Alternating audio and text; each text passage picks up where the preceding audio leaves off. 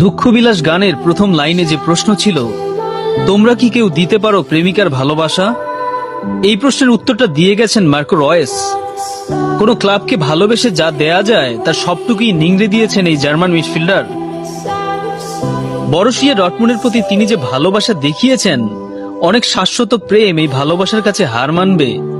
Modern ফুটবলে বড় বড় ক্লাব থেকে আসা অর্থের ঝনঝনানি, ক্লাব কিংবা ব্যক্তিগত ট্রফি জেতার নেশা, এলিট ক্লাবে খেলে নিজের ক্যারিয়ারের অর্জন সমৃদ্ধ করা, সবকিছুকে ল্যাং মেরে 12 বছর রয়ে গেছেন একই ক্লাবে। সংখ্যায় এই 12 হয়তো অনেক ছোট, কিন্তু একজন প্রফেশনাল ফুটবলারের কোনো ক্লাব অর্জন ছাড়াই 12 বছর একই ক্লাবে থেকে যাওয়ার মধ্যে যে ধৈর্য, সংযম, ভালোবাসার পরিচয় পাওয়া যায়, ক্লিওপেট্রার প্রেমে পড়া মার্ক অ্যান্টনিও হয়তো এই জায়গায় হার মানতেন মার্কো রয়েসের কাছে।